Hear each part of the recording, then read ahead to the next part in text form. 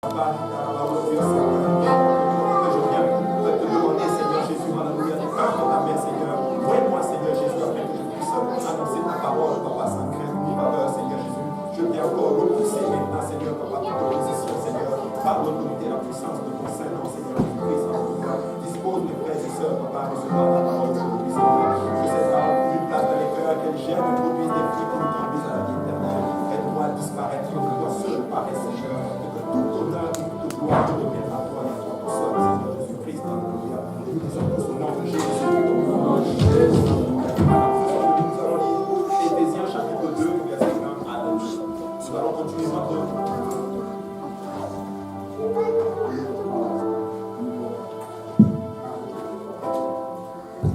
Alléluia. Merci beaucoup, frère. Alléluia. Nous allons lire Éphésiens chapitre 2 du verset 20 à 22. Alléluia. Nous allons continuer notre série. On est en train d'étudier en fait sur la puissance de la doctrine. Amen. Et la semaine passée, nous avons étudié sur l'unicité de Dieu, une des doctrines fondamentales dans notre thème que les apôtres en ont enseigné. Mais aujourd'hui, nous allons explorer en fait le salut. Amen. Et je crois que l'Église doit être fondée et l'Église doit être solide là-dessus. Écoutez, nous devons être solides sur la doctrine. Amen. Alléluia. Lisons-le tous ensemble. Il est écrit, nous lisons au nom de Jésus, Éphésiens 2, 20. Vous avez été édifiés sur le fondement des apôtres et des prophètes, Jésus-Christ lui-même étant la pierre angulaire. En lui, tout l'édifice bien coordonné s'élève pour être un temple saint dans le Seigneur. En lui, vous êtes aussi édifiés pour être une habitation de Dieu en esprit. Alléluia. Et vous pouvez vous asseoir dans la présence du Seigneur. Je vais tout faire pour ne pas être bien long aujourd'hui. Je vais tout faire pour finir très vite. Alléluia. Amen. Alléluia. Aujourd'hui, nous allons continuer notre série et nous avons vu justement en d'autres thèmes à quel point la doctrine était très importante. Et des fois, nous ne réalisons pas et nous avons souvent eu ces échos-là, comme quoi le mot doctrine a un sens, a une connotation négative. Amen. Mais nous avons vu la dernière fois que Jésus-Christ lui-même avait une doctrine. Quand il enseignait, les gens disaient qu'ils sont frappés par sa doctrine. Alléluia. Et nous allons regarder. On va aller directement dans le passage. On va aller dans Matthieu chapitre 7, du verset 28 et 29. Et la Bible dit ceci. Après que Jésus eut achevé ses discours, la foule fut frappée de sa doctrine, car il enseignait comme ayant autorité et non pas comme le scribe. Et voici ce que j'ai réalisé avec la doctrine. C'est que la doctrine procure de l'autorité. La doctrine donne de l'autorité. Et nous avons vu que la doctrine, c'est quoi? La doctrine, c'est l'ensemble des croyances, des opinions ou des principes d'une religion, d'une école littéraire, d'une philosophie, d'un système politique, économique, de toutes ces choses. Amen. Donc c'est comme un ensemble d'enseignements, un ensemble de croyances à laquelle un groupe va adhérer. Et nous avons vu justement que c'était très important. On avait même vu justement qu'il y a trois choses qui sont capables de retenir une personne. On avait vu qu'il y avait la doctrine, une organisation et une personnalité. Si c'est une personnalité, nous avons choisi Jésus. Si c'est une organisation, nous avons choisi l'Église. Mais la troisième chose, il disait justement, et celui qui avait donné cela, c'était le tout premier surintendant de l'Église pentecôtiste unie. Il avait dit que la chose qui est capable de retenir le plus de gens, c'était la doctrine. Amen. Donc c'est très important pour nous de connaître la doctrine. Regardez ce que la Bible dit dans Actes chapitre 2, verset 42. La Bible dit qu'ils persévéraient dans l'enseignement des apôtres, dans la communion fraternelle, dans la fraction du pain, mais aussi dans les prières. Mais aussi dans les prières. Oui, ils persévéraient dans les prières, c'est bon, nous prions beaucoup. Et beaucoup d'ailleurs le disent, que nous sommes une église qui prions beaucoup. Mais je veux vous dire une chose, nous allons prier et nous, on ne va pas enlever cela. Ça fait partie de nos valeurs fondamentales, si on peut le dire ainsi. Mais il y a une chose aussi que nous ne devons pas oublier, que nous ne devons pas non plus négliger, c'est la doctrine. Nous devons être solides sur la doctrine. Nous devons comprendre la doctrine. Quelqu'un qui prie et qui n'étudie pas les Écritures, laisse-moi te dire que tu ne vas pas bien aller, tu ne vas pas avancer bien loin. Amen. Il faut qu'il y ait un équilibre entre l'esprit et la parole. Amen. Donc nous prions, mais nous étudions aussi. Très important. Donc la Bible dit qu'ils persévéraient dans l'enseignement des apôtres. Amen. Et regardez ce que le verset 43 dit. La crainte s'emparait de chacun et il se faisait beaucoup de prodiges et de miracles par les apôtres. Et je suis là pour dire ceci. Quand tu commences à étudier la doctrine, en d'autres termes, tu pries, tu te consacres, tu pries, tu jeûnes, et tu étudies la parole du Seigneur, laisse-moi te dire que la crainte va commencer à s'emparer des gens qui sont autour de toi. Des fois, une crainte saine. Mais oui. Ils vont commencer à avoir peur. Pourquoi? Parce que tu commences à être comme un peu à part. Amen. Alléluia. Très important. Regardez ce que la Bible dit dans 1 Timothée chapitre 4, versets 12 et 16. En passant, probablement, le deuxième point fondamental de la doctrine qu'on va étudier aujourd'hui, il se peut que je la fasse en 2 leçons. Parce que c'est hyper long. C'est hyper long. J'ai 6-7 pages. Alléluia. 7 pages. Mais je ne veux pas vraiment être long. Amen. Regardez ce que la Bible dit dans 1 Timothée chapitre 4, versets 12 et 16. Que personne ne méprise ta jeunesse, mais sois un modèle pour les fidèles, en parole, en conduite, en charité, en foi, en pureté, jusqu'à ce que je vienne. Applique-toi à la lecture, à l'exhortation, à l'enseignement. Ne néglige pas le don qui est en toi et qui t'a été donné par prophétie, avec l'imposition des mains de l'assemblée des anciens. Occupe-toi de ces choses, donne-toi tout entier à elle, afin que tes progrès soient évidents pour tous. Veille sur toi-même et sur ton enseignement. Veille sur toi-même et sur ton enseignement. Il est en train de dire littéralement à Timothée, là, tu sais quoi? Applique-toi à l'enseignement. Applique-toi à la lecture. La lecture ici, c'est quoi? Recherche la connaissance. Recherche la connaissance. Applique-toi à cela. En d'autres termes, applique-toi aussi à l'enseignement. Et je l'avais dit, nous étudions la doctrine, pas pour aller dehors et dire, yes, nous connaissons la doctrine, nous sommes les meilleurs. Non, nous étudions pour pouvoir la transférer aussi aux autres. Apprends et redonne ton savoir. N'apprends pas et garde pour toi. Apprends et redonne. Nous devons redonner. Voilà pourquoi je disais la dernière fois. Écoutez, vous pouvez tous enseigner une étude biblique. Vous pouvez enseigner une étude biblique. Ce que tu reçois déjà, tu peux sortir. Tu peux prendre quelqu'un et dire non, moi je vais t'enseigner une étude biblique. Et je vous dis, si tu le fais, Dieu va te bénir. Je vous assure. Je vais vous raconter ce témoignage. Bon, c'est pas parce que je ne suis pas un prédicateur de la prospérité, en passant. Je fais la nuance. Je ne suis pas un prédicateur. Je suis un prédicateur de l'évangile. Je suis un prédicateur de la doctrine apostolique. Amen. Mais regardez une fois ce qui m'est arrivé, une fois quand j'enseignais l'étude biblique. C'était à l'époque où j'ai vu cette belle jeune dame. Alléluia. Moi, je pense que ma femme est de la tribu d'Asser. Parce que vous savez, chez les Juifs, les plus belles femmes juives venaient de la tribu d'Asser.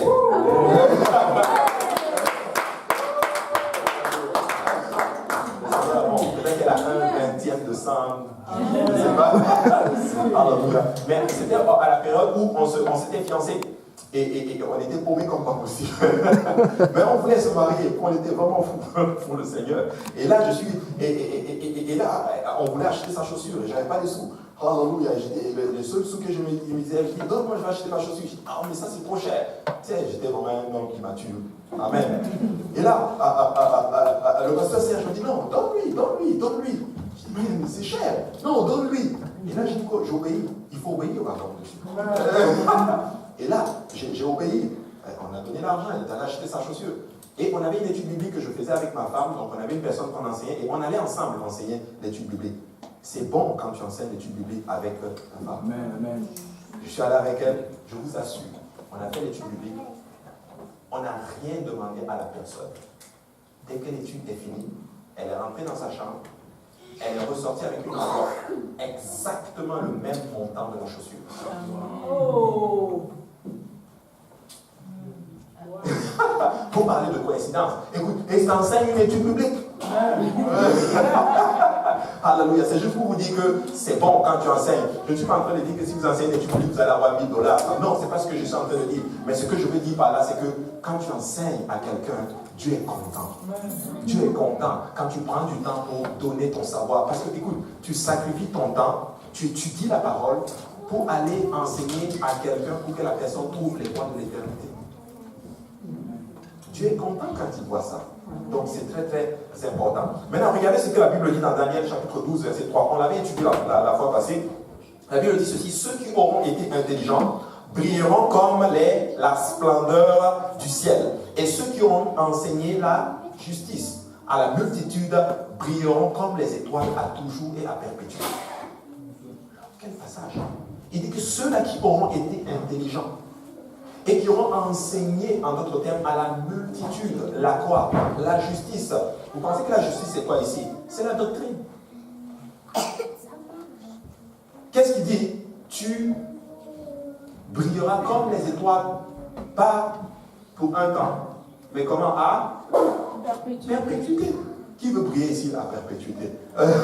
Donc, nous enseigne une étude biblique. Enseigne une étude biblique. Tu peux enseigner par plusieurs manières et le Seigneur te bénira. Maintenant, pourquoi je parle de cela? Parce que c'est très important d'avoir la connaissance. Quand tu as la connaissance, tu es susceptible, tu es capable de donner. Je vous en prie, ne tombez pas dans ce piège. C'est-à-dire que tu reçois, mais tu ne donnes pas. Si tu fais ça et que tu ne donnes pas, je vous assure, à un moment donné, tu vas être fatigué. Et tu vas commencer à voir ce qui se passe autour de toi. Je vous dis, je vais être honnête avec vous. Dieu m'a parlé un jour. C'était une période où je regardais trop ce qui se passait autour de nous. On dit, oh, il y a ça qui ne va pas, il y a ça qui ne va pas, oh, il y a tel qui est comme ça, il y a tel qui nous persécute, il y a ceci, il y a ceci. Et un jour, quelqu'un m'avait même offensé. Et j'avais raison. J'ai trop aimé le message de ce matin. Le message de ce matin était trop puissant. Et je suis allé devant Dieu. Vous savez ce que j'ai dit? Seigneur, pourquoi telle offense? J'ai raison. Savez-vous ce que Dieu m'a dit? Il dit, toi tu es même qui? Lève-toi, va faire l'étude biblique. Et à chaque fois que j'ai commencé, que j'allais enseigner, je vous assure, je ne voyais même pas ce que les gens me faisaient de mal. Je vous assure. Quand tu enseignes, quand tu passes ton temps à enseigner, tu ne vas même pas voir les persécutions qui sont autour de toi. Je suis là pour dire, écoute, la clé pour ne pas voir ce qui, la tempête qui est autour de toi, enseigne. Quand tu enseignes, laissez-moi vous dire que le Seigneur, c'est comme s'il fixe ton regard sur l'âme sur laquelle, en fait, tu vois l'âme en train de grandir et c'est ça qui te donne de la joie. Tu ne sais même pas comment t'as persécuté. Alléluia. Donc c'est très très important. Voilà pourquoi Paul dit, persévère sur ton enseignement parce que c'est comme ça que tu te sauveras et tu sauveras aussi qui ça? Les gens qui t'écoutent. Amen. Donc, ne dites pas, oh, alléluia, c'est juste les pasteurs qui peuvent enseigner. Non. Vous pouvez tous enseigner. Amen. Une personne vient à l'église. Alléluia, bonjour, ça va bien? Est-ce que vous faites une étude biblique? Je vous assure, tu vas te rendre quand tu vas te retrouver à enseigner la personne facilement comme cela. Amen. Tu peux enseigner. Je vous assure, tu peux enseigner.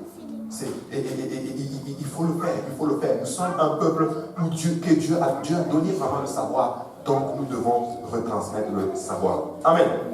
Maintenant, à la première partie de cette leçon, nous avons enseigné sur un point fondamental de la doctrine apostolique. Et cette doctrine apostolique, c'était quoi? C'était l'unicité de Dieu. C'est qu'il y a un seul et unique vrai Dieu. Nous avons enseigné l'unicité et nous avons en d'autres termes essayé par la grâce du Seigneur de détruire une doctrine qu'on appelle la doctrine de la Trinité. Amen. Ce n'est pas une doctrine biblique. Nous ne voyons pas nulle part dans les Écritures, même le mot Trinité, ni les concepts d'ailleurs. Mais tout ce que nous voyons dans la Bible, c'est quoi? Un seul et unique vrai Dieu. Et nous savons que son nom, c'est Jésus. Notre Seigneur est Jésus. Et nous avons vu justement que notre Dieu, alléluia, est le seul qui est assis sur le trône. Il regarde à côté de lui, il n'y a point d'autre Dieu. En fait, quand il regarde à côté de lui, c'est encore lui. Et il regarde en haut, c'est encore lui. Parce que l'univers entier ne peut même pas le contenir. Il est le seul qui est assis sur le trône. Il est tout en même temps. Vous savez, Christ était l'agneau, en même temps le lion. Il est en fait le lion dans l'agneau. Il était mortel, en même temps immortel. Il était terrestre, en même temps divin. Humain, en même temps divin. Écoutez, Dieu, Christ est juste extraordinaire. Même les idoles se prosternent devant lui. Vous vous rendez compte que quand Christ arrive, même les démons se prosternent. Il est le Dieu, quand il se lève, tout s'abaisse. Moi j'aime ce Dieu. Vous vous rendez compte? Quand il est assis et les anges sont en train de crier Saint, Saint, Saint est l'Éternel des armées. C'est le Seigneur, c'est notre Seigneur que nous servons. Waouh! Dieu tout-puissant. Et Christ, quand il arrive sur la terre, vous vous rendez compte? Il arrive, même les hommes ne l'ont pas reconnu. Mais les démons, eux, ils savaient qui il était. Quand vous prenez le démoniaque de Gadarène, la Bible dit justement que quand il a vu Jésus, il a couru vers Jésus. Mais étudiez bien le texte, vous allez vous rendre compte. Ce n'est même pas lui qui a couru vers Jésus, c'était qui? C'était les démons. Parce que quand il s'est approché, les démons lui ont parlé, leur dit, qu'y a-t-il entre toi et nous? Tu es venu nous tourmenter avant le temps. Donc, c'est que même les démons savent qu'il y a la fin des temps. Waouh! Les démons savaient que ce Christ-là, ce monsieur de 33 ans que tu es en train de voir, peut-être qu'il avait 30 ans à l'époque, parce qu'il a commencé son ministère à 30 ans, peut-être qu'il avait 31 ans, mais ce jeune homme-là, si on peut le dire ainsi, c'est le tout puissant. Écoutez, quand Christ se lève, il faut que tout s'abaisse. Parce qu'il est le seul qui joue dans sa cour. Il est le maître des temps et des circonstances. Il est le seul et unique vrai Dieu. Alléluia. Et nous sommes le peuple qui... Écoutez, Bishop Bernard a dit quelque chose que je n'ai... Ça reste toujours dans ma pensée. Il dit ceci. Il dit qu'il pense qu'on n'est pas supérieur aux autres. Ni même aux autres dénominations. La seule chose qui nous distingue d'eux, nous sommes appelés du nom du Seigneur, le nom de l'Éternel qui est Jésus. Son nom a été appelé sur nous. Et c'est ça qui fait de nous un peuple différent des autres. Amen. C'est très important. Donc, une doctrine fondamentale, c'est l'unicité. Et nous devons être capables de le défendre. Amen. Il y a plein de versets. Hallelujah. J'espère qu'il y en a qui ont pris des notes la dernière fois. Parce que quand vous allez sortir à l'évangélisation, vous allez rencontrer des gens qui vont vous parler de la Trinité. Vous allez rencontrer des musulmans. Hallelujah. Vous allez rencontrer plein de monde. Vous devez être capable de montrer littéralement que vous êtes fondé sur la doctrine apostolique. Vous savez, les musulmans, des fois, ils arrivent, quand ils font souvent des débats, allez sur YouTube, vous allez voir, ils font souvent des... Allez sur YouTube. Allez sur YouTube. Mais qu'est-ce qui se passe, c'est qu'ils font des débats souvent avec des pasteurs trinitaires. Et ils arrivent à les confondre, parce que la Trinité elle-même, elle est confuse. Donc ça fait que les chrétiens sortent de là complètement abattus. Et quand tu regardes les commentaires, wow, le musulman, il a renversé le chrétien. Parce que le chrétien lui-même n'est pas fondé sur la doctrine apostolique. Mais j'ai vu un débat où Bishop Bernard a eu un débat avec un musulman. Le musulman n'a pas tenu. Parce qu'il a vu justement qu'il était fondé sur une doctrine qui faisait du sens. Amen. Donc quand ils débattent avec les trinitaires, c'est difficile de les battre parce qu'ils sont fondés sur une doctrine fausse. Mais quand tu es fondé sur la doctrine apostolique, laisse-moi te dire que tu es inébranlable. Amen. Tu es inébranlable. Et je vous assure que la doctrine donne de l'autorité. La doctrine donne de l'autorité. Amen. Maintenant, nous allons étudier le deuxième pilier, en d'autres termes, le deuxième pilier de la doctrine fondamentale, c'est le salut. C'est le salut. C'est que ce Dieu-là, dont nous venons de parler, qui est seul, qui joue seul dans sa cour, qu'est-ce qu'il a fait? C'est qu'il s'est manifesté dans la chair pour le but de sauver sa créature. Dieu est venu pour nous sauver. Et vous devez comprendre cela. La venue de Christ, ce n'est même pas, en d'autres termes, pour que nous ayons même la guérison. Certes, sa venue est caractérisée par beaucoup de miracles, mais Christ est venu au départ pour nous sauver. Et pendant qu'il allait pour sauver, qu'est-ce qui s'est passé? Il a guéri des malades. Il a restauré des gens. Il a réveillé des morts. Les sourds ont entendu. Les aveugles ont vu. Les muets ont parlé. Plus loin, les boiteux ont même marché. Ça, c'est dans le processus vers la croix. C'est ce qui est arrivé. Mais ce que nous devons garder à l'esprit, c'est que Christ est venu nous sauver. Il s'est manifesté dans la chair pour venir nous sauver. Et pour exposer cela, je suis allé regarder en fait en d'autres termes, qu'est-ce qui veut dire le salut? Le salut, selon la définition, selon le dictionnaire dissocié, le salut est une notion spirituelle qui signifie délivrance et libération. Le croyant qui possède le salut se trouve ainsi délivré et libéré du péché, de l'insatisfaction et de la condamnation éternelle qui est l'enfer. Il bénéficie d'une relation avec Dieu et a ainsi accès au paradis. La notion du salut est présente dans le christianisme, dans le judaïsme, dans l'islam, dans l'hindouisme et dans le bouddhisme. Qu'est-ce que ça veut dire? Ça veut dire que toute personne que vous voyez a une quête quelque part du salut. Parce que toutes ces religions, elles sont là parce qu'elles courent vers quelque chose qui est le salut. Il y a un vide en chacun de nous. Chacun de nous cherche, en d'autres termes, à être à un moment donné dans un état où nous sommes libérés littéralement du péché. Mais le problème, c'est que ces religions, avec plusieurs préceptes, essaient d'atteindre ce salut. Mais ils ne l'ont pas. Ils ne l'ont pas. Mais nous l'avons. Nous l'avons. Regardez ce que la Bible dit dans Matthieu chapitre 1, verset 18. Voici de quelle manière arriva la naissance de Jésus-Christ. Marie, sa mère, ayant été fiancée à Joseph, se trouva enceinte par la vertu du Saint-Esprit. Et avant qu'ils eussent habité ensemble, Joseph, son époux, qui était un homme de bien, et qui ne voulait pas la diffamer, se proposa de rompre secrètement avec elle. Comme il y pensait, voici un ange du Seigneur lui apparut en songe et dit, Joseph, fils de David, ne crains pas de prendre avec toi Marie, ta femme, car l'enfant qu'elle a conçu vient du Saint-Esprit. Elle enfantera un fils et tu lui donneras le nom de Jésus. C'est lui qui sauvera son peuple de ses péchés. Selon la définition, nous venons de voir que le salut, c'est quoi? C'est arriver dans un état où nous sommes libérés et délivrés littéralement du péché ou des conséquences du péché. Mais la Bible est en train de nous dire dans Matthieu chapitre 1 qu'une vierge sera enceinte, donc du nom de Marie, elle enfantera un fils, elle lui donnera le nom de Jésus. Pourquoi? Parce que c'est lui qui sauvera son peuple de quoi? De ses péchés. Donc, en d'autres termes, si je regarde la définition dont j'ai vue, c'est lui qui apportera le salut à son peuple. La Bible est en train de dire que cet enfant-là qui est né, c'est lui qui procure le salut. Et cet enfant, c'est qui? C'est notre Dieu Tout-Puissant, c'est-à-dire Jésus, qui s'est manifesté dans la chair pour que nous puissions avoir la vie éternelle.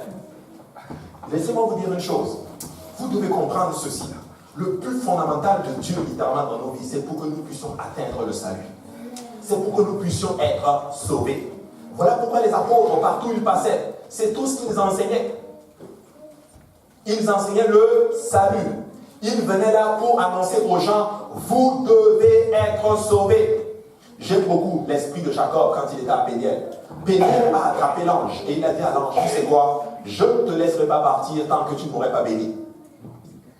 Vous savez quoi, je crois que nous devons arriver à une place où que nous saisissons le Seigneur. Je ne te laisse pas partir tant que tu ne me donnes pas l'assurance de mon salut. Je ne te laisse pas partir tant que tu ne me montres pas littéralement que mon âme est sauvée. En fait, je ne te laisse pas partir tant que tu ne me donnes pas la garantie que s'il advenait que quelque chose m'arrive maintenant, eh bien je suis directement avec toi. C'est la seule chose dont nous avons besoin. L'assurance que ton âme est sauvée. Qui ici peut marcher et dire que si je ne le souhaite pas, si la mort frappait aujourd'hui, tu te retrouves directement au ciel? Alléluia. C'est très important. Donc, le salut, c'est une doctrine fondamentale que les apôtres ont défendue. Maintenant, ça, c'est le Nouveau Testament qui montre et qui donne la révélation que l'enfant là qui est né est venu pour donner le salut. Mais regardez ce que l'Ancien Testament nous dit. En Chronique, chapitre 16, verset 23, nous dit ceci. Chantez à l'Éternel, vous, tous les habitants de la terre. Annoncez de jour en jour son salut.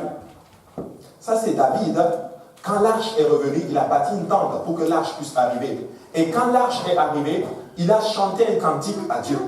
Et dans ce cantique, il disait ceci, chantez à l'Éternel, vous tous les habitants de la terre, annoncez de jour en jour son salut. David lui-même ne sait même pas de quoi il parlait. Il pensait qu'il était en train de donner un cantique de louange à Dieu. Mais laissez-moi vous dire que quand vous allez en hébreu, le mot salut est traduit par Yeshua. Annoncez de jour en jour son Jésus, littéralement. Il est en train de prophétiser littéralement sur la venue du Seigneur. Et quand vous entrez dans l'Ancien Testament, plusieurs fois dans l'Écriture, on se réfère, en d'autres termes, à Jéhovah comme le Dieu du salut. Ou comme le Dieu de notre salut. Psaume 79, verset 9 dit ceci, « Secours-nous, Dieu de notre salut, pour la gloire de ton nom. Délivre-nous et pardonne nos péchés à cause de son nom. » Écoutez, j'aime ce psaume 79 de David. Il est en train de dire littéralement, secours-nous, Dieu de notre salut. En d'autres termes, David a eu la révélation, en d'autres termes, que oui, Dieu, il est le Dieu de ma restauration. Il est le Dieu, en d'autres termes, de ma santé. Il est le Dieu, en d'autres termes, de ma guérison. Il est le Dieu, en d'autres termes, de ma subsistance. Il est Dieu sur toute chose, en d'autres termes. Mais c'est que David est en train de dire ceci, il ne le qualifie pas, en d'autres termes, sur ses qualités de pourvoyeur, sur ses qualités de guérisseur, sur ses qualités en d'autres termes de restaurateur, mais il est en train de le qualifier ici sur sa qualité à sauver. Parce que David a réalisé que c'était la chose, en d'autres termes, la plus importante. Il dit, Dieu de mon salut, pour la gloire de ton nom. Pardon, délivre-nous et pardonne nos péchés. Qu'est-ce que ça veut dire? Moi, je crois que David avait la révélation comme quoi, par le pardon des péchés, vient comment? Par son nom. Amen. Écoutez, David est un personnage un peu bizarre. En fait, c'est comme si son corps était coincé quelque part dans l'Ancien Testament, mais son esprit était dans le Nouveau Testament. Il est en train littéralement d'annoncer l'évangile dans le psaume 79, verset 9. Délivre-nous à cause de ton nom. Et je suis là pour dire à quelqu'un, écoute, tu veux faire une prière excellente, écoute, prie, Seigneur, délivre-moi à cause de ton nom. Délivre-moi, même pas à cause de ce que j'ai fait, même pas à cause de mes qualités, même pas à cause de ma gentillesse, même pas à cause que je viens même dans ta maison, mais délivre-moi à cause de ton nom. Délivre-moi à cause de ton grand nom. Parce que écoute, si tu me laisses tomber, qu'est-ce que les gens diront à notre terme de ton grand nom?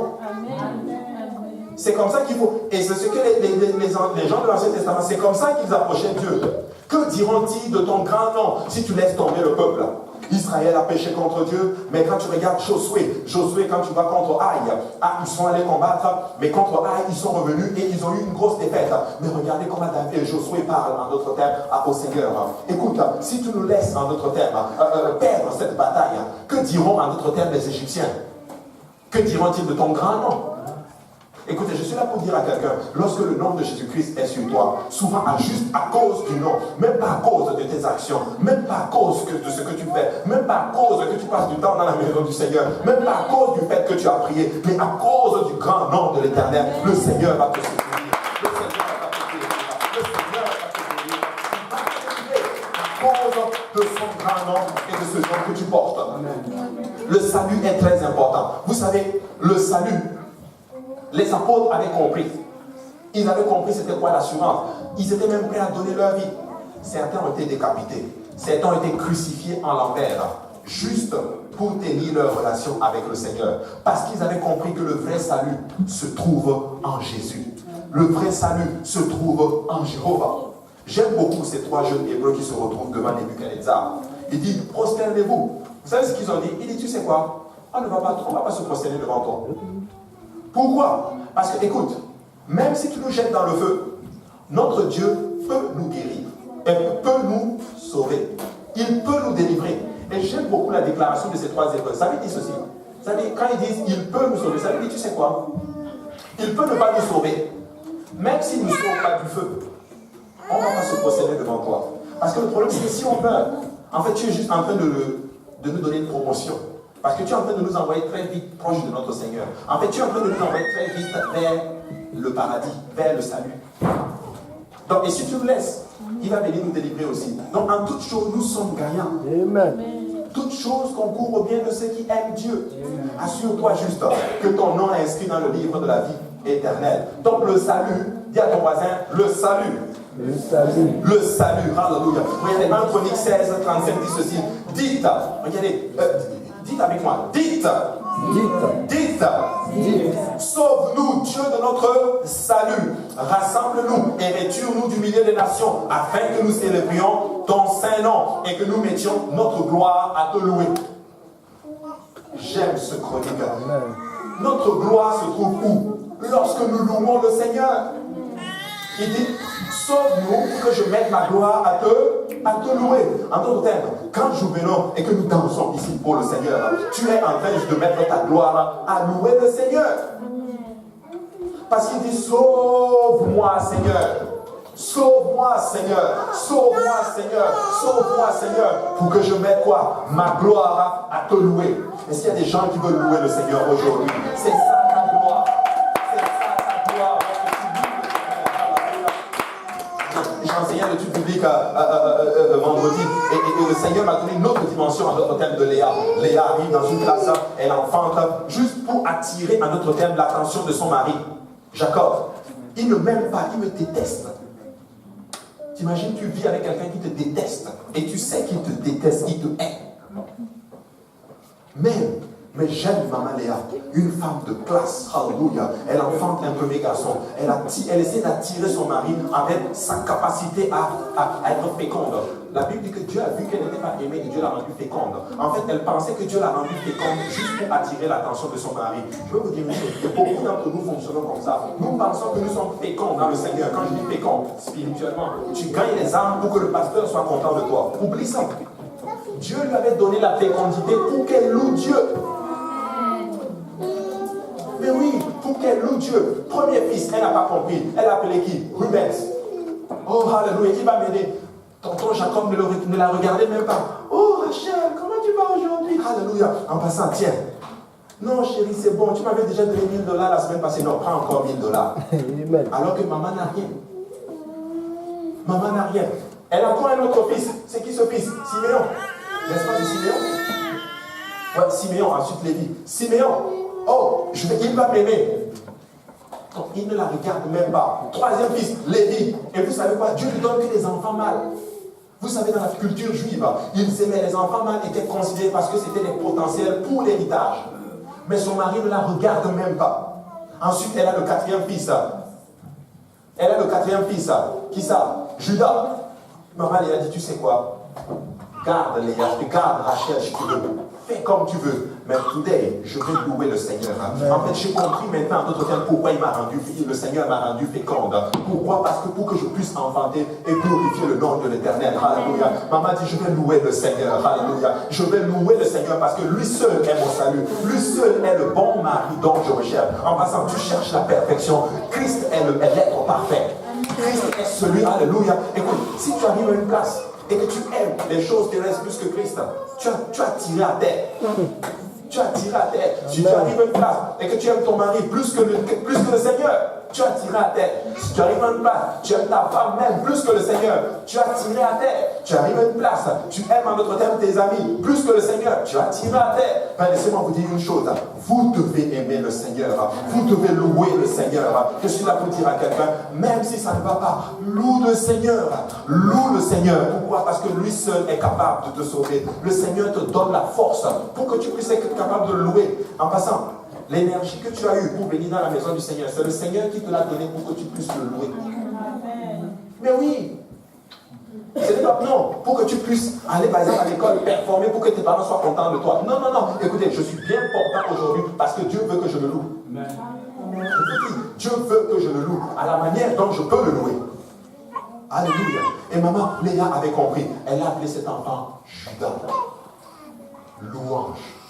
Devinez quoi? Notre Seigneur Jésus-Christ est de la tribu de Judas. Et la Bible déclare qu'elle a cessé d'enfanter. Écoutez, dans sa persévérance, laissez-moi vous dire que Jacob, à la fin de sa mort, a compris une chose, que tu sais quoi, alléluia, c'était la femme que Dieu voulait, et c'était la femme que le Seigneur voulait. Parce que quand il est mort, est-ce que vous savez où est-ce qu'il a demandé à ce qu'on l'enterre? Pas avec Rachel, il a demandé à ce qu'on l'enterre avec Léa. Tu sais quoi, j'ai passé du temps limité avec Rachel, je n'ai rien compris. Mais tu sais quoi, vu que je rentre dans l'éternité, je rentre avec Léa.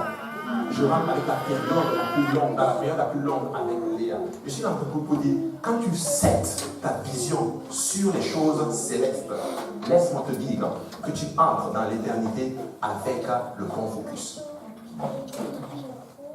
Le salut en premier. Écoutez, voilà pourquoi les apôtres, quand ils arrivaient quelque part, ils disaient, vous devez être sauvés, parce que vous entrez dans l'éternité. Et tu ne peux pas entrer dans l'éternité avec un autre conjoint ou conjoint. Bon, conjoint, on va dire.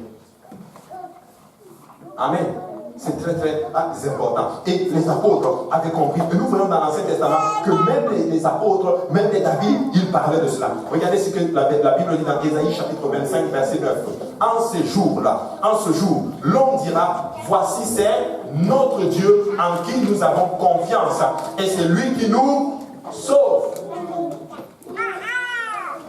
C'est lui qui nous sauve. C'est lui qui nous sauve. Pourquoi je parle? Vous allez comprendre pourquoi je parle de prendre tous ces versets. C'est lui qui nous sauve. C'est le Seigneur qui peut te sauver. Écoute, personne ne peut te sauver. Ton travail ne peut pas te sauver. Ton école ne peut pas te sauver. Tes parents ne peuvent pas te sauver. Tes amis ne peuvent pas te sauver. Mais laisse-moi te dire que quand tu mets ta confiance dans le Seigneur, alléluia, même si l'ennemi s'élève contre toi, juste parce que tu vis pour le Seigneur va mettre en fuite l'ennemi. Et vu que lorsque l'ennemi viendra contre moi, alléluia, comme un fleuve, l'Esprit de l'Éternel le mettra comment? En fuite. Et je vais vous dire à quelqu'un, ne lutte même pas. Vis juste pour Dieu. Cherche le Dieu de ton salut. Assure-toi que ton Seigneur est avec toi. Assure-toi que ton nom est inscrit dans le livre de la vie éternelle. Assure-toi que ta consécration est solide. Et laisse-moi te dire, alléluia, peu importe l'ennemi qui va se mettre contre toi, peu importe les liens démoniaques, peu importe la combinaison démoniaque qui va se lever contre toi, peu importe la combinaison de maladies qui va se lever contre toi. Et même si cette maladie s'élève, laisse-moi te dire que s'il advenait qu'il te touche, il te donne la mort, devine quoi? Il te précipite où? Vers Jésus. Amen. Mais oui, vers Jésus. Le diable pensait qu'il allait eu Jésus. La croix ne ressemblait à rien, mes frères et sœurs. Golgotha ne ressemblait à rien. Une défaite terrible. Mais laissez-moi vous dire que c'était la plus grosse victoire que l'humanité entière n'ait jamais connue par notre Père. Tu sais, tu regardes ta situation et tu te dis, oh, c'est lamentable. Je ne vais jamais réussir. Je ne vais jamais y arriver. Mais si tu restes focus et que tu regardes bien vers, en d'autres termes, le Seigneur qui te donne le secours, laisse-moi te dire que tu vas vaincre. Regardez ceci, c'est lui qui nous sauve, c'est l'Éternel en qui nous avons confiance. Soyons dans la détresse et réjouissons-nous de son salut. Allez plus loin, en hébreu, réjouissons-nous de son Yeshua, de son Jésus. Alors réjouissons-nous, réjouissons-nous. Écoute, si tu as été repenti de tes péchés, baptisé au nom de Jésus-Christ, rempli du Saint-Esprit, le Seigneur est en train de te dire, réjouis-toi. Écoute, si des gens qui n'ont pas le Saint-Esprit, nous sommes dans l'Ancien Testament, te disent, réjouis-toi. Ça veut dire quoi? Nous devons nous réjouir. Je suis là pour dire à quelqu'un, tu sais quoi? Il cesse d'avoir l'esprit abattu. Réjouis-toi dans le Seigneur. Lève-toi et sois dans la joie. Mais oui, soyons dans la joie. Réjouissons-nous de son salut. Réjouissons-nous de son Jésus. Réjouissons-nous parce que Dieu s'est manifesté dans la chair. Réjouissons-nous parce que Dieu a quitté sa gloire et il est venu vers nous. Réjouissons-nous, soyons dans la joie. Écoutez, j'aime cette chanson qui disait Galilée, Galilée, Galilée, je viens de la Galilée. Jésus m'a chargé d'annoncer à tous ses frères qu'il est ressuscité. Je suis là pour vous dire qu'il a vaincu la mort. Nous sommes sauvés par Jésus-Christ.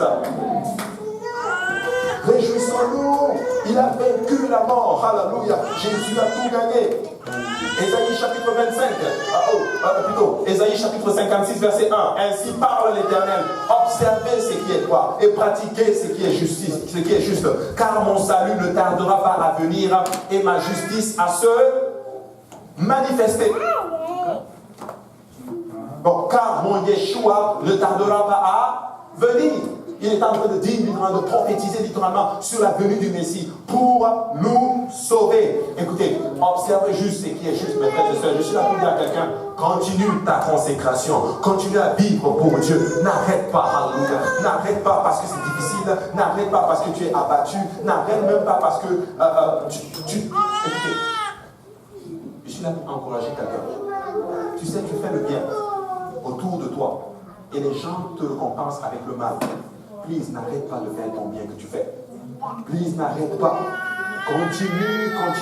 Tu vas moissonner un jour. Écoutez, j'aime beaucoup le témoignage de la sœur Rogers. Quand elle a rencontré pendant 20 ans, son mari l'a persécuté. Pendant 20 ans, son mari lui disait littéralement, je te déteste. Pendant 20 ans, son mari lui disait, j'ai fait une erreur de t'avoir épousé. Elle a supporté cela pendant 20 ans. Mais pendant 20 ans, laissez-moi vous dire, alléluia, que la maman ne s'est pas arrêtée là. Elle s'est consacrée. Elle était dans la maison du Seigneur. Elle dit elle-même, j'allais à l'église et je voyais toutes les filles, toutes les autres femmes étaient beaucoup plus heureuses que moi. Mais tu sais quoi? Elle ne s'est pas arrêtée là. Elle s'est consacrée aux jeunes. Elle s'est consacrée à la prière. Elle s'est consacrée à toutes ces choses. Mais laissez-moi vous dire qu'aujourd'hui, son mari, il est un homme excessivement puissant, utilisé par Dieu. Il est pasteur maintenant. Ce mari-là, c'est lui qui lui donne le déjeuner au lit. Celui qui fait le lit. Celui qui lave la voiture. Et chaque 2 semaines, il donne $100 juste parce que.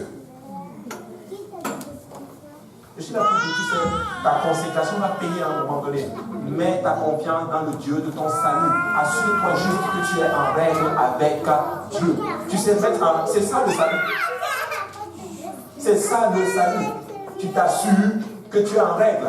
Même si tu as déjà obéi à l'évangile, assure-toi que tu es toujours sauvé. Amen. Je suis là pour dire, ça paye la consécration. Ça paye la consécration. Regardez, maintenant, le Seigneur nous montre en d'autres termes, à travers les Écritures, nous avons vu l'Ancien Testament, que le Dieu de notre salut, c'est qui? C'est notre Seigneur Jésus. Le Dieu de notre salut, c'est notre Seigneur Jésus. Et le salut, alléluia, que le Seigneur est en train de montrer ici, dans l'Ancien Testament, c'était un salut qui allait venir plus tard.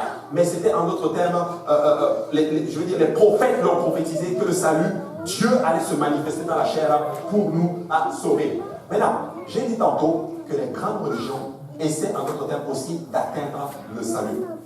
J'ai pris quelques grandes religions en termes de masse. Et pas les grandes religions, voyez, en termes de masse. Regardez ce que l'hindouisme dit. Ils essaient de toucher sur le salut. L'hindouisme enseigne que nous devons, grâce à nos bonnes actions, travailler à l'unité avec l'âme universelle. Si nous ne le faisons pas, nous sommes punis par la loi du karma qui nous renvoie dans une autre forme d'existence par la réincarnation. Laissez-moi juste vous dire que c'est n'importe quoi. Ils sont en train de dire que si tu ne vis pas bien, quand tu vas mourir, tu vas peut-être te réincarner en un chien. C'est ce que le bouddhisme dit. Plutôt c'est ça, hein? L'hindouisme. Ils croient au karma. C'est ce qu'on appelle, ils disent la réincarnation. Et si tu meurs,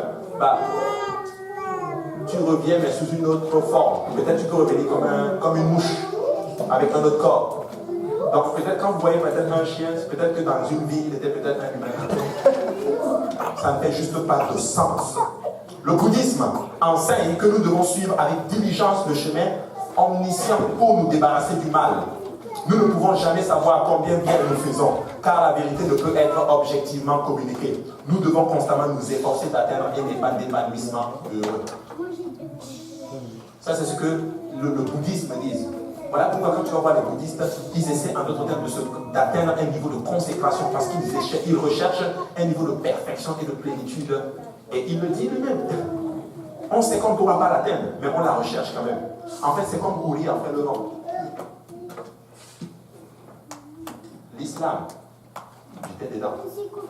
Voici ce que l'islam dit. Enseigne que nous devons avoir le salut par une méthode de culte rigoureusement définie, des bonnes actions forcées et une dévotion fanatique. Si nous mourons en utilisant la force pour amener le monde sous la domination d'Allah, nous serons heureux d'avoir un éventuel état de sensualité. Ils disent littéralement que nous atteignons le salut en faisant certains rites. Et on va peser à la fin le nombre de tes bonnes actions. Si tu as plus de bonnes actions, tu vas au paradis. Et dans ce paradis, si tu es un homme, tu vas avoir probablement 70 vierges. Écoutez, c'est dans les... J'étais musulman. Moi-même, je recherchais ça à un moment donné. Jusqu'à ce que je réalise que mon ami... Écoutez mes frères et sœurs, tu ne peux pas avoir le salut par tes propres œuvres. Mais laissez-moi vous dire, alléluia, que ces gens sont convaincus de ce qu'ils font. Écoutez, si des gens sont capables de s'exploser, alléluia, pour faire plaisir à un Dieu qui n'est même pas un Dieu, qui est même une idole, si je peux le dire ainsi. Si ces gens-là sont capables, qu'en est-il de nous, les enfants de Dieu? Je suis là pour tâter un peu notre niveau d'engagement, mes frères et sœurs. Je ne suis pas en train de dire qu'il faut qu'on aille s'exploser. Non, ce n'est pas ce que j'ai dit. Mais ce que je dis, c'est que nous devons arriver à une place et que tu es tellement engagé dans le Seigneur que tu es prêt à tout pour garder ton salut avec le Seigneur, pour garder ta relation avec le Seigneur. Parce que ces musulmans-là, ils le font. Je vais aller même plus loin. Ils sont capables de prendre même des enfants qui vont le faire. Et j'ai vu des vidéos où les enfants eux-mêmes le disent, je suis un combattant du djihad, je suis un combattant d'Allah. Ils s'explosent littéralement pour un soi-disant Dieu. Pourquoi? Parce qu'ils recherchent un salut. C'est ce qu'ils recherchent. Mais nous l'avons, mes frères et sœurs, et nous la négligeons même des fois. Nous prenons des fois le salut, nous la posons par terre, nous nous asseyons là-dessus. Oh, alléluia, j'ai pas envie d'aller à l'église aujourd'hui. Oh, c'est trop de la religion ici. Oh, je suis fatigué aujourd'hui. En passant, je vais vous dire une chose. Le diable, lui, il ne se fatigue pas. Quand il se bat avec toi, il se bat avec toi. Je suis là pour vous dire que nous sommes dans un combat. Bats-toi. Bats-toi spirituellement. Arrête pas de prier. N'arrête pas de prier pour ta famille. N'arrête pas de prier pour tes enfants. Écoutez, je vais vous dire une chose. Nous allons nous battre. Je ne vais pas tomber. Alléluia. Écoute, il va me donner un coup, mais laisse-moi vous dire, je vais lui donner 2 coups. Je sais que je ne peux pas le faire tomber. Je sais que je ne peux pas le tuer. Mais tu sais quoi, tu vas payer. Écoutez, je vais aller dans le camp de l'ennemi et je vais tout prendre. Même une aiguille, je ne laisse pas. Je ne laisse pas. Je vais tout prendre. Je vais prendre chaque membre de ma famille. Je vais les récupérer. Parce que, écoute, si j'arrête, je perds tous les gens qui sont derrière moi. C'est ce que ça veut dire. Je suis là pour vous dire, mes frères et sœurs, tenez ferme à votre consécration. Écoutez, ne laissez.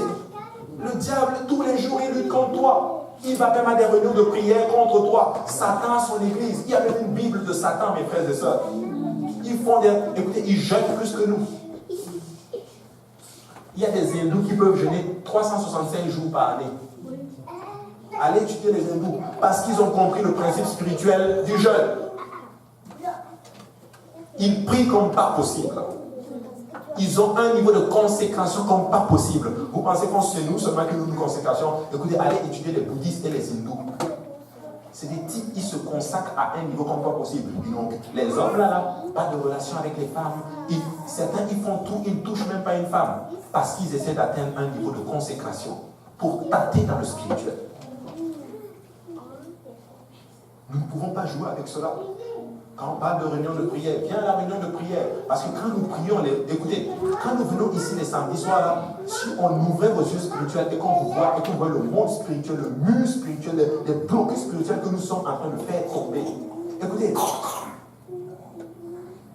Dieu m'a dit ceci. Et j'étais à un moment donné pressé. J'ai dit, mais Seigneur, pourquoi ça ne vient pas trop vite là, comme ça? Pourquoi c'est pas plein là? Pourquoi on ne voit pas ça? Et Dieu m'a dit, écoute, tu es dans un endroit, ce sont des forteresses qui ont été bâties pendant plusieurs siècles. Vous êtes en train de lutter contre ces forteresses qui ont été bâties par des catholiques, ça a été bâti pendant plusieurs années et vous voulez les faire tomber en 2 jours avec vos niveaux de prière. C'est pas comme ça que ça se passe, mon ami. Vous voulez les faire tomber, on va devoir lutter, mes frères et sœurs. Parce qu'eux, ils ont mis des siècles, des années pour bâtir cela, spirituellement parlant. Alléluia. Donc c'est très très important. Nous devons nous accrocher à notre salut. Et c'est ça qui compte. Et quand tu commences à regarder seulement le salut, c'est-à-dire l'éternité, laisse-moi pour te dire, alléluia, que tu arrives à un niveau où tu es capable à ce moment-là de confronter le monde spirituel.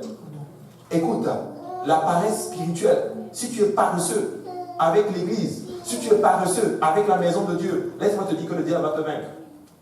Le diable va te vaincre. Je vous dis ce que les gens, le diable aime. Il aime les paresseux. Il aime les gens qui font des petites prières. Il aime les gens qui jouent un peu avec l'église.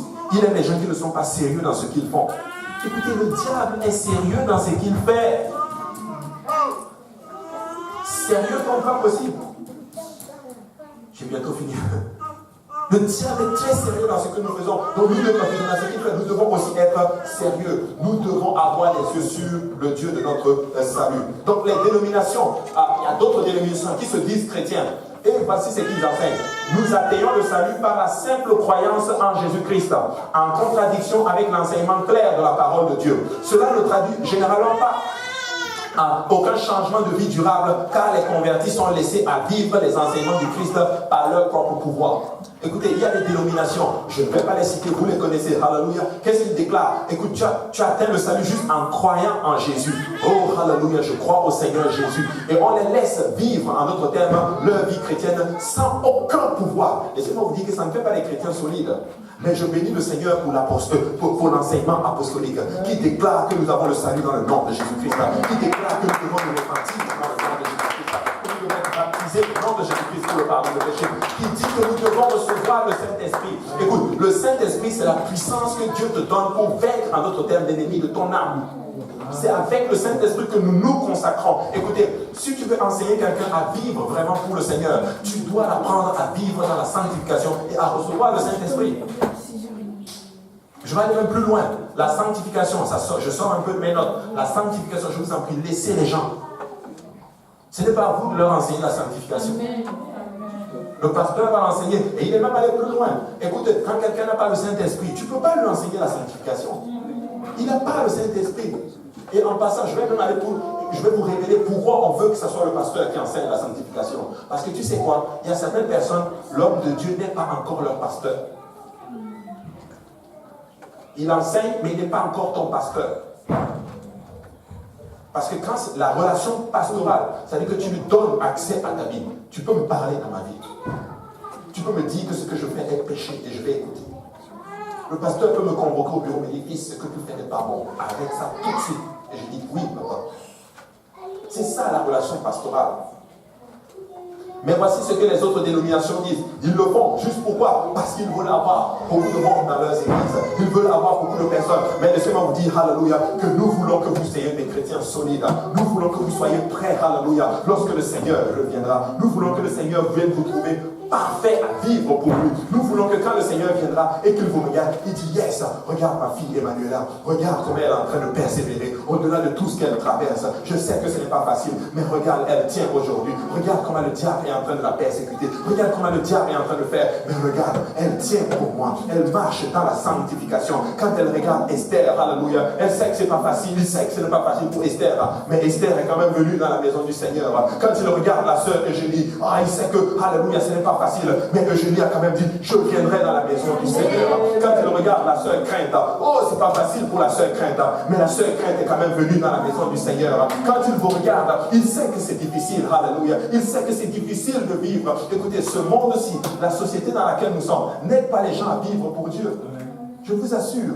C'est le travail, c'est toutes ces choses. Mais regardez ce que vous êtes en train de faire. Hey, je suis là pour vous dire, alléluia, please, n'arrêtez pas. Si tu arrêtes maintenant, tu auras échoué.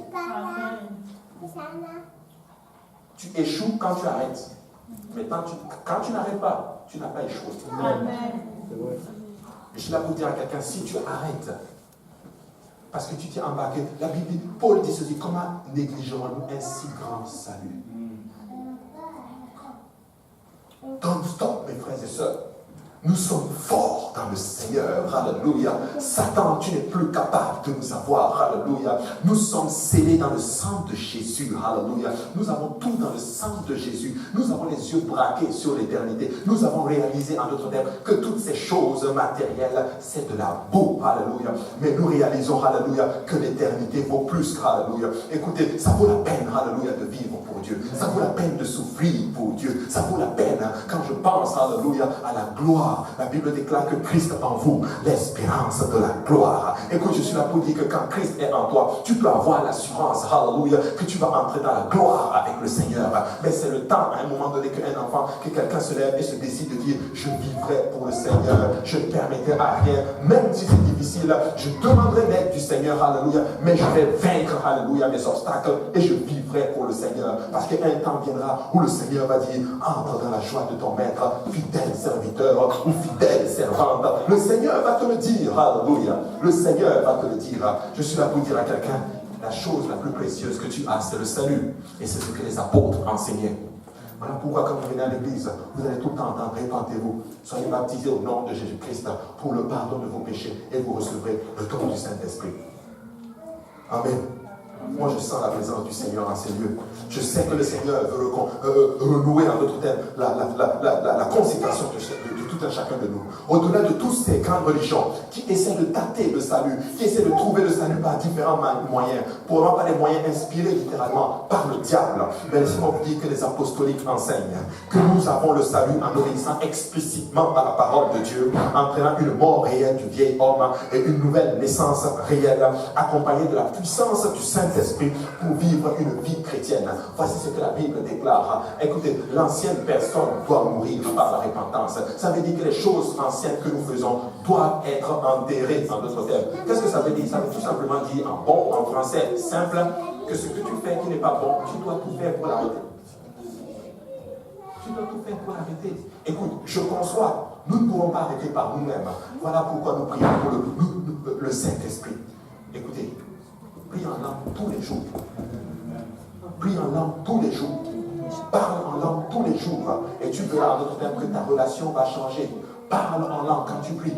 Parle en langue. Déclare les choses. Confesse les choses. Écoutez, je vous assure, je compatis. Je sais que ce n'est pas facile. Je sais que c'est difficile. Je sais que c'est dur. Des fois, pour beaucoup même de nos jeunes, pour beaucoup de nos familles, pour beaucoup de nos mamans, de nos papas, ce n'est pas facile. Mais je vous en prie, je suis là pour vous encourager, pour vous dire, ayez les yeux fixés sur le Christ. Amen. Ayez les yeux fixés sur le Seigneur. Jésus ne vous a pas oublié. Jésus ne vous a pas récompensé. Jésus a sa main sur vous. Jésus va vous contacter. Jésus va vous utiliser. Jésus va vous donner la victoire. Jésus va vous donner la victoire. Écoute, continue. Les apôtres, nous enseignons, puissant. Écoutez, nous avons besoin donc d'un sauveur. Les apostoliques, ou du moins l'enseignement apostolique déclare que nous ne pourrons pas nous sauver par nous-mêmes. Aucun homme ne peut se sauver par lui-même. La Bible déclare ceci, car tous, Romains 3, 23, c'est bien ça? Romains 3, 23, car tous ont péché et sont privés de la gloire de Dieu. Nous avons tous péché. Tu ne peux pas avoir le salut par lui toi-même. Aucun homme ne peut atteindre le salut par lui-même. Voilà pourquoi nous avons donc besoin d'un sauveur. Vous savez, si le problème du monde, c'était les finances, Dieu aurait envoyé un économiste. Si le problème du monde, c'était la santé, il aurait envoyé un médecin. Amen. Si le problème du monde, en d'autres termes, c'était la politique, il aurait envoyé un dirigeant politicien. Mais le problème du monde, c'était le salut. Voilà pourquoi il a envoyé un sauveur. Dieu a envoyé un sauveur pour nous sauver, parce que nous avons besoin de nous sauver. Maintenant, je vais juste introduire quelque chose et nous, on va s'arrêter là pour aujourd'hui. Je voulais vraiment toucher quelque chose, mais je n'aurai pas vraiment le temps de toucher. Je ne veux vraiment pas qu'on finisse trop tard. Mais ce que je voulais faire, c'est ceci. Je vais juste exposer un peu comment cela s'est-il fait. Alors que Dieu réalise que nous avons besoin d'un sauveur, alors que Dieu voit que nous avons péché, que nous sommes privés de la gloire de Dieu et de sa gloire littéralement, et que nous ne pourrons pas atteindre le salut, Dieu va trouver un plan pour que nous puissions tous être sauvés. Je dis tous, parce qu'il ne fait exception de personne. Dieu n'est pas venu pour une catégorie de personnes. Voilà pourquoi les Juifs, ils pensaient depuis très longtemps que Dieu était juste pour eux. Amen.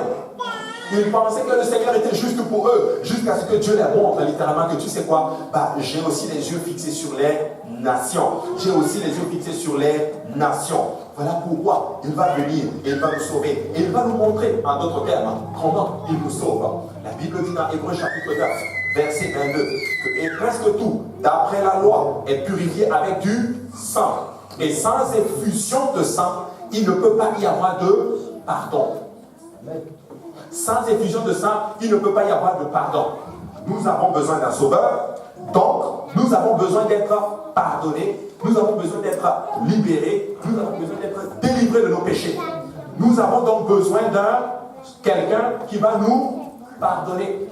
Mais il dit lui-même dans sa parole que sans effusion de sang, il ne peut pas y avoir de pardon. Donc nous réalisons quelque chose à travers les Écritures, que pour qu'il y ait salut, il faut qu'il y ait du sang. Amen. Il faut qu'il y ait du sang. Regardez ce que la Bible dit à Genèse chapitre 3 verset 21. L'Éternel fit à Adam et à sa femme des habits de peau et il les en revêtit.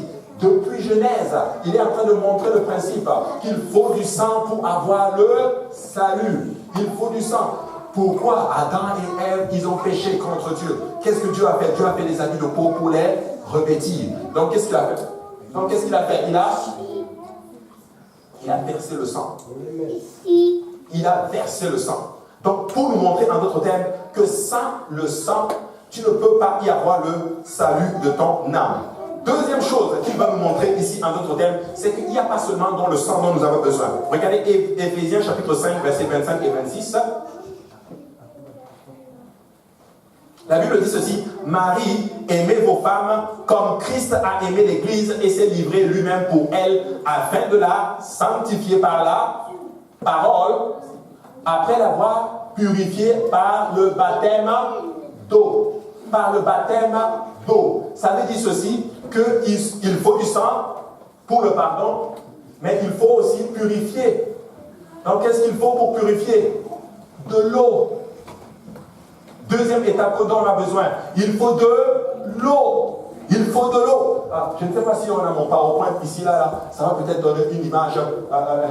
Il faut du sang et il faut de l'eau. Et nous allons voir en d'autres termes qu'il y a aussi, en d'autres termes, bon, il faut de l'eau, il faut du sang, et le troisième élément dont nous avons besoin, il faut du feu ou l'esprit. Trois éléments qui entrent dans le processus du salut. Trois éléments: l'eau, le sang, l'esprit ou le feu. Sans ces trois éléments, il ne peut pas y avoir de salut.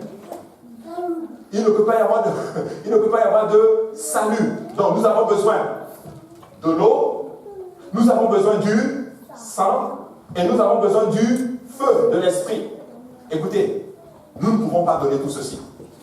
Quand vous rentrez dans les Écritures, vous allez vous rendre compte qu'il y avait des sacrifices de sang, des animaux et toutes ces choses. Et je me posais la question quand j'étudiais la leçon. Et le Seigneur m'a donné quelque chose. Et je vais m'arrêter avec ça pour aujourd'hui. Amen. On va continuer avec la deuxième partie du salut la semaine prochaine. Je me posais la question, je dis, mais Seigneur, tu dis qu'il faut du sang. Amen. Il faut du sang. Tu dis aussi qu'il faut de l'eau. Et il faut l'esprit. Mais pourquoi, dans l'Ancien Testament, il y avait du sang? Il y avait le sang des animaux. Et là, Dieu m'a parlé. Vous savez ce qu'il m'a dit? Il dit dans sa parole, je crois que c'est dans Genèse, je redemanderai le sang de l'homme à qui? À l'homme. Donc il fallait un sang humain pour sauver. Est-ce que ça fait du sens? Ça fait du sens. Donc le sang des animaux et des boucs et des taureaux ne pouvait pas sauver. En fait, si vous voulez, ça repoussait le châtiment à l'année prochaine. Ça repoussait juste le châtiment à l'année prochaine. Mais laissez-moi vous dire, alléluia, qu'on avait besoin d'un sang humain. Un sang plus humain, alléluia. Et la semaine prochaine, nous allons voir qui est cet homme qui a versé le sang humain pour que nous puissions avoir la vie éternelle. Et vous saurez, alléluia, que c'est juste tout simplement Dieu lui-même manifesté dans la chair qui est venu justement pour nous sauver. Alléluia. Levons-nous dans la présence du Seigneur. Alléluia. Je suis beaucoup plus dans l'enseignement aujourd'hui, mais écoutez, nous devons comprendre le processus du salut. Nous avons besoin de l'eau, nous avons besoin du sang, et nous avons besoin de l'esprit. Et la semaine prochaine, je vais développer cela en d'autres termes. Comment en d'autres termes nous obéissons à cela? Mais vous saurez en d'autres termes que nous obéissons par la repentance, par le baptême au nom de Jésus-Christ et par le baptême du Saint-Esprit. Alléluia. Maintenant, le ciel est ouvert, donc on va s'approcher, les dames de ce côté, les hommes de ce côté. Nous allons prier. Amen. Et s'il y a des gens qui n'ont pas été, peut-être que vous avez le Saint-Esprit, mais même vous n'avez jamais parlé en langue, ou bien vous n'avez pas parlé en langue depuis très très très longtemps. Laissez-moi vous dire que vous pouvez être renouvelé aujourd'hui. Mais je suis là pour dire à quelqu'un, vous savez quoi? Vous pouvez faire une nouvelle consécration encore aujourd'hui. Assurez-vous que votre nom est inscrit dans le livre de la vie éternelle. Amen. Et j'espère qu'il y en a qui ont noté les versets, parce que je sais que vous allez rencontrer